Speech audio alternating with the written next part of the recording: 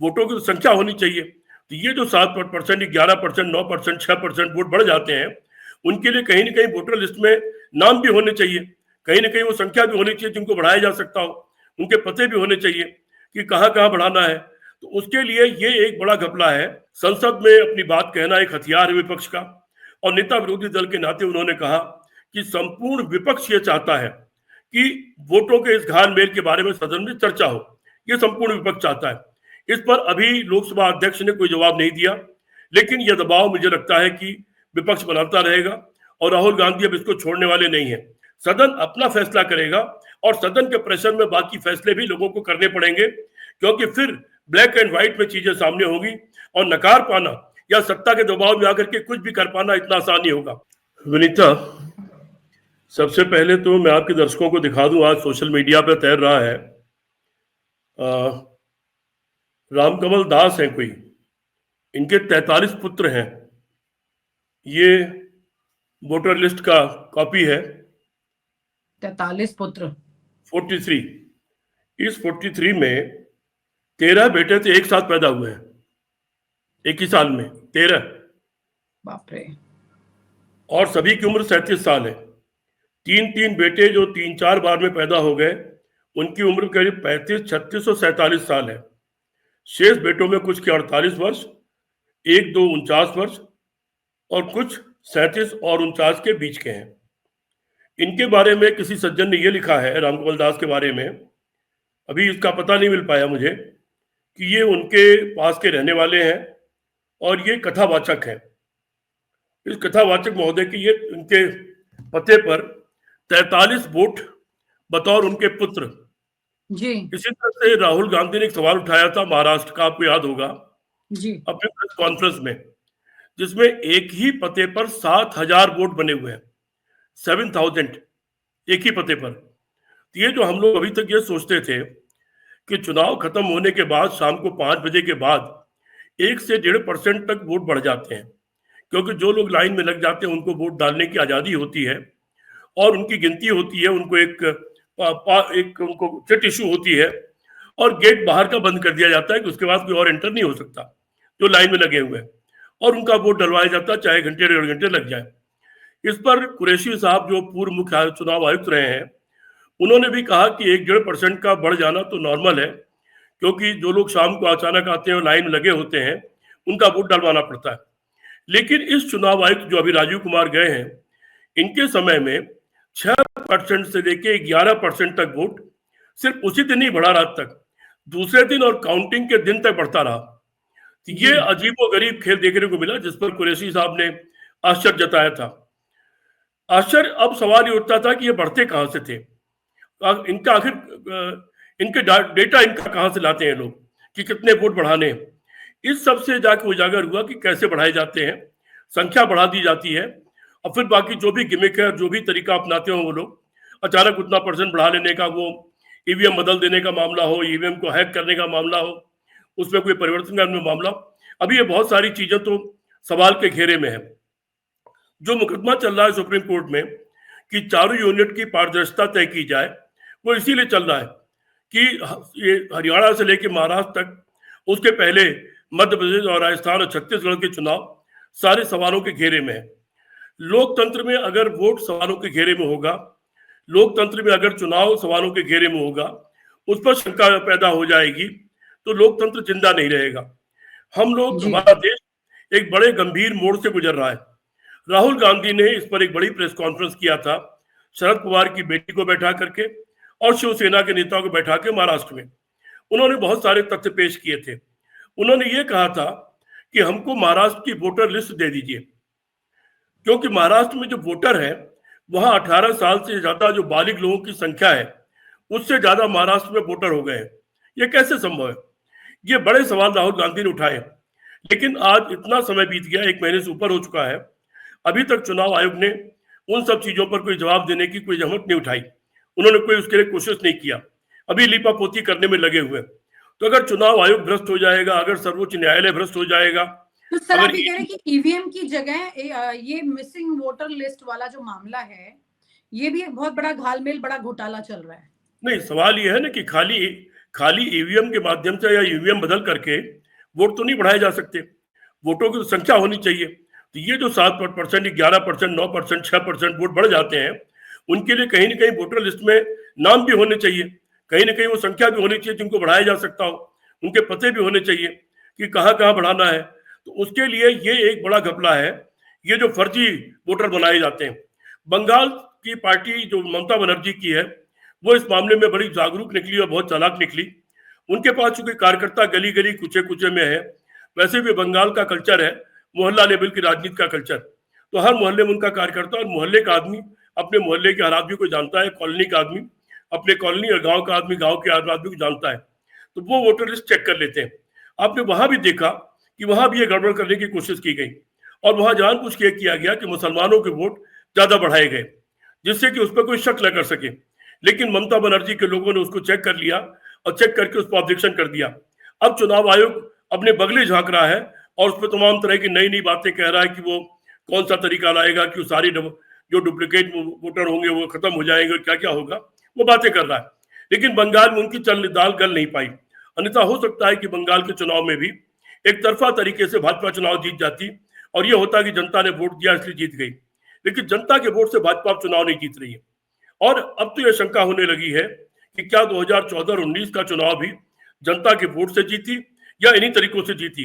कम से कम 2019 का चुनाव तो सवालों के घेरे में है, जब 270 के आसपास सीट पर पड़े हुए वोट और गिने हुए वोट में अंतर दिखलाई पड़ा और तमाम लोगों ने उस पर उंगली उठाई कि पड़े हुए वोट से ज्यादा गिने हुए वोट है, तो तत्काल वेबसाइट से चुनाव आयोग ने उसको हटा दिया। वेबसाइट पर उसका रखा नहीं और उसको वेबसाइट से हटा दिया। शंका उसी दिन हो जानी चाहिए थी और कायदे से उसी समय उन तमाम चुनाव क्षेत्र के लोगों को मुकदमे में चले जाना चाहिए था और बड़े पैमाने पर मुकदमे कायम होने चाहिए थे, लेकिन वो चीजें आगे नहीं बढ़ पाई। अब इधर हरियाणा और महाराष्ट्र के बाद, राजस्थान और छत्तीसगढ़ के बाद, मध्य प्रदेश के बाद ये चीजें ज्यादा मुखरता से ऊपर आई हैं। अब एक तरफ चुनाव आयोग में मामला है जिससे कोई उम्मीद नहीं है, दूसरी तरफ हाई कोर्ट में चल रहा है, तीसरी तरफ सुप्रीम कोर्ट में चल रहा है कि चारों यूनिट्स को उनका जो पारदर्शिता है उसको कायम की जाए, ये तय किया जाए कि उस पर कोई छेड़खानी नहीं कर सकता, उसमें बाद में कोई एडिशन या डिलीशन नहीं हो सकता। इसके मामले में मुकदमा चल रहा है और प्रेस कॉन्फ्रेंस के द्वारा, राजनीतिक तौर तरीकों के द्वारा अलग से इस पर हमला हो रहा है। आज राहुल गांधी ने जो संसद में कहा, वो संसद में अपनी बात कहना एक हथियार है विपक्ष का, और नेता विरोधी दल के नाते उन्होंने कहा कि संपूर्ण विपक्ष ये चाहता है कि वोटों के इस घालमेल के बारे में सदन में चर्चा हो, ये संपूर्ण विपक्ष चाहता है। इस पर अभी लोकसभा अध्यक्ष ने कोई जवाब नहीं दिया, लेकिन यह दबाव मुझे लगता है कि विपक्ष बनाता रहेगा और राहुल गांधी अब इसको छोड़ने वाले नहीं है। उन्होंने इसको आर पार की लड़ाई का मुद्दा मान लिया है और ये लड़ाई अब जारी रहेगी। जी विनीता। सर, बड़ा सवाल ये है कि अगर सदन में मामला आ भी गया तो फैसला किस तरह से होगा? क्या इस बात, क्योंकि ये तो मुद्दा है, इस पर चर्चा होगी, इस पर कोई बड़ा एक्शन, कोई ऐसा तो है नहीं कि इस मामले, क्योंकि इसके सारे सिस्टम बने हुए हैं, कोई कानून इस पर इस तरह से बन नहीं सकता है। चर्चा होगी, चर्चा में ये अपनी बात उठाएंगे, वो उतनी अपनी बात उठाएंगे, सदन स्थगित होता रहेगा बार बार सदन। तो ऐसी परिस्थितियों में क्या ये बात सिरे कैसे लगने वाली है जाकर ये सदन में अगर चर्चा के लिए स्वीकार हो जाता है तो सदन की कुछ जवाबदेही होती है। सदन में बोला हुआ एक एक शब्द रिकॉर्ड होता है देश के इतिहास के लिए। सदन में जब उसके सारे ब्यौरे पेश किए जाएंगे तो चुनाव आयोग भाग नहीं सकेगा। सदन के अंदर जब उन एक एक मुद्दों के बारे में, एक एक चुनाव के वोटर लिस्ट के बारे में, इस राम कमल दास जैसे जिनके 43 बच्चे पैदा हो गए एक साथ, इस तरह के मुद्दे जब पेश किए जाएंगे तो भागना आसान नहीं रहेगा। उसमें सरकार की जवाबदेही भी होगी और चुनाव आयोग की जवाबदेही भी होगी। विपक्ष ये भी मांग कर सकता है कि सदन को कटघरे में, सदन को एक कोर्ट बना दिया जाए और मांग स्वीकार हो या ना स्वीकार हो, और चुनाव आयुक्त को यहाँ बुलाया जाए, चुनाव आयुक्त आकर के यहाँ सफाई दें। ये विपक्ष का अधिकार है, इसको माना जाए या ना माना जाए। लेकिन अगर ये सारी परिस्थितियां पैदा होती हैं तो निश्चित तौर पर चुनाव आयोग के ऊपर एक बड़ा सवाल उठता है। पूरी दुनिया के निगाह में वैसे ही किरकिरी हो रही है। ट्रंप ने वैसे ही बहुत बुरी हालत में छोड़ दिया ला करके मोदी जी को और इनके मोदी की सरकार को। इन सारी परिस्थितियों से एक नई जवाबदेही बनेगी। भागना आसान नहीं होगा। कुछ चीजें नैतिकता के नाम पर छोड़ी जाती हैं कि कहीं कहीं तो नैतिकता थोड़ी बहुत बची होगी। सदन में कोई तो जवाबदेही होगी, सदन का कोई तो दबाव होगा। आखिर सदन की कार्रवाई जब चलाई जाती है तो इसलिए चलाई जाती है कि जब किसी विभाग के बारे में, किसी अधिकारी के बारे में, किसी जिले के प्रशासन के बारे में सवाल उठाया जाता है तो ये माना जाता है कि वहां चीजें ठीक हो जाएंगी, वो प्रशासन चुस्त दुरुस्त हो जाएगा, वो प्रशासन जवाब देगा। और उन सवालों के जवाब देते वक्त जवाबदेही हो जाती है, क्योंकि वो रिकॉर्ड होता है, उससे आप अपना गलत करेंगे तो आपके खिलाफ कार्रवाई हो सकती है। कल को उस सारे सवाल के जवाब को लेके अगर आपको गलत प्रूफ कर दिया गया तो आपकी नौकरी भी जा सकती है। तो उस पर बहुत गंभीरता से जवाब देना पड़ता है उन डिपार्टमेंट्स को जिसका सवाल उठाया गया हो। इसलिए मैं उम्मीद करता हूं कि सदन अगर स्वीकार कर लेता है इस बहस के लिए, और स्वीकार कर लेना चाहिए, क्योंकि सारा विपक्ष मिल करके इस बात को कह रहा है और बड़े सवाल उठ चुके हैं, लोकतंत्र के भविष्य का सवाल है। उधर ट्रंप साहब ने जो बात कही, एलन मस्क ने कहा कि दुनिया का कोई भी कंप्यूटर वोटिंग के लिए नहीं है। उन्होंने कहा ईवीएम भी हैक हो सकती है। ट्रंप साहब ने कहा कि मैंने तो एमआईटी से भी बात किया। एमआईटी मतलब मिचिगन जो इंस्टीट्यूट है अमेरिका का, जिसको 24 नोबेल पुरस्कार मिल चुके हैं, बोस्टन में है। हार्वर्ड और मिचिगन दोनों अगल बगल यूनिवर्सिटी है, मैं वहां गया हूं, उस यूनिवर्सिटी में मैं जा चुका हूं, वहां 24 नोबेल पुरस्कार मिल चुके हैं उस यूनिवर्सिटी को। ट्रंप साहब ने कहा कि मैंने एमआईटी से भी बात किया, मैंने एलन मस्क से भी बात किया, चुनाव तो बैलेट पेपर से होना चाहिए और वही सही चुनाव हो सकता है। ये कोई छोटी मोटी बात नहीं है। ये जो चीजें उठ रही है अमेरिका से ट्रंप के द्वारा, एलन मस्क के द्वारा, इसको यूं ही नकारा नहीं जा सकता, और इसको चुनाव आयोग हो या भारत की व्यवस्था यूं ही नकार करके आगे नहीं बढ़ सकती। ये दुनिया के पैमाने पर चर्चा का नया बड़ा मुद्दा बन चुका है। यहाँ आप जब चाह रहे थे दबा दे रहे थे, लेकिन अब दबाना आसान नहीं होगा। और जब ये सदन में चर्चा का विषय बनेगा, पूरी दुनिया के सारे देशों की इस पर निगाह होगी, खासतौर पर लोकतंत्र में यकीन करने वाले देशों की इस पर निगाह होगी। फिर उम्मीद की जानी चाहिए कि शायद कोई हल निकल सके। तो और चुनाव आयोग मतलब ये हुआ कि कोर्ट फैसला नहीं करेगी, जनता फैसला करेगी? नहीं, दोनों बातें। कोर्ट में यहाँ पर देखो तीन चार स्तर पर काम चल रहा है। एक तो राजनीतिक लड़ाई चल रही है, प्रेस कॉन्फ्रेंस से शुरू करके आंदोलन तक जाएगी। दूसरे चुनाव आयोग में मामला चल रहा है, क्योंकि वो कानून है कि चुनाव आयोग में आप अपील करेंगे तब कोर्ट में आएंगे। तीसरे सुप्रीम कोर्ट पे चल रहा है, और चौथा सदन में उठा मामला। ये सदन देश का लोकतंत्र का सर्वोच्च स्थान है, जहां देश के किसी मुद्दे पर चर्चा होती है।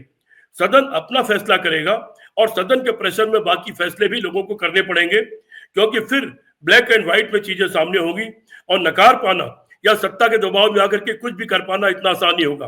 और फिर भी अगर होता है तो उसके खिलाफ फिर नई लड़ाइयां छिड़ जाएंगी, जो शायद देश के लिए अच्छी नहीं होगी। जी विनीता। सर, एक बड़ा सवाल ये है कि मान लीजिए सदन में पूरा मामला आ जाता है और पूरी जनता देख लेती है, तमाम जो नेता हैं अलग अलग पार्टियों के, वो सब अलग अलग वोटर लिस्ट को लाकर वहां पर खुलासा करेंगे, एक के बाद एक खुलासा करेंगे, और वो सारी चीजें सामने आ भी जाएंगी। लेकिन इस पर फैसला लेगा कौन? जनता किस तरह से फैसला लेगी? क्या चुनाव के टाइम पर आपको लगता है जमीन पर जनता ऐसे उतर आएगी कि अपने मिसिंग नेम जो है उसको लेके आंदोलन कर देगी? क्या करेगी? विनीता, अभी न्यूज नशा इस पर चर्चा कर रहा है, सुपारी मीडिया कोई इस पर चर्चा नहीं कर रहा है। लेकिन जब सदन की कार्रवाई चल रही होगी तो सदन की कार्रवाई लाइव दिखाना कंपल्सन है। सदन के एक एक शब्द को दिखाना कंपल्सन, उसको काटा नहीं जा सकता, वो लाइव होता है। उसमें एक एक नेता का बयान दिखाना कंपल्सन है, और जनता उसको देख रही होती है। फिर वो रिकॉर्ड हो जाता है, जिसने नहीं देखा होता उसे किसी भी समय देख सकती है। उससे पब्लिक अवेकनिंग होगी, पब्लिक में जागरूकता आएगी। पब्लिक की जागरूकता ही किसी राजनीतिक दल का हथियार बनता है, और राजनीतिक दल उसी पब्लिक की जागरूकता का फायदा उठा करके जनता को अपने साथ लेकर के सड़क पर उतरता है। साथ ही साथ अदालतें भी कहीं ना कहीं मानव इंसानों के द्वारा ही चलती हैं, और जब इतनी तरह के तमाम दबाव चारों तरफ से आ रहे हो, अदालत की मजबूरी हो जाती है कि कानून के दायरे में सही फैसला करें। और हो सकता है कि चुनाव आयोग, मुख्य चुनाव आयुक्त तो मेरे आगरे के ही अब हो गए हैं, ज्ञानेश कुमार जी भी आगरा गए भी थे। वो कई बार क्या होता है कि सरकार के द्वारा बना जरूर दिए जाते हैं, लेकिन कभी ये मन में इच्छा होती है, किसी किसी की आत्मा जाग जाती है कि भाई आत्मा जाग गई कि मैं गलत कैसे करूं, अब ये आखिरी पद है, इसके बाद क्या मिलेगा, सही करके जाऊं। मैं तो उम्मीद करता हूं कि ज्ञानेश कुमार वैसे ना हो जैसे राजीव कुमार थे या उसके पहले के लोग थे, कम से कम ये सही साबित हो। उम्मीद पर दुनिया कायम है विनीता, इसलिए हम लोग सिर्फ उम्मीद कर सकते हैं कि देश का सर्वोच्च स्थान जो बहस करने का है, जो चर्चा करने का, जो निर्णय करने का है, उससे निश्चित तौर पर कुछ रोशनी निकलेगी, और वो रोशनी अदालत को भी प्रभावित करेगी, वो रोशनी चुनाव आयोग को भी प्रभावित करेगी, और वो रोशनी जनता को भी प्रभावित करेगी। जी विनीता जी। यही उम्मीद है कि इस तरह का कुछ अगर हो जाता है तो इस देश के लोकतंत्र की खूबसूरती अंत में जाकर के बढ़ जाएगी और बचाव भी एक बड़ा यहाँ पर हो जाएगा। बहुत बहुत शुक्रिया sir, thank you so much for sharing your thoughts with us. और आप हमसे जुड़े रहने के लिए सब्सक्राइब करें यूट्यूब पर, फॉलो करें ट्विटर पर और लाइक करें फेसबुक पर। और ज्यादा जानकारी के लिए आपको टाइप करना होगा सिर्फ न्यूज नशा।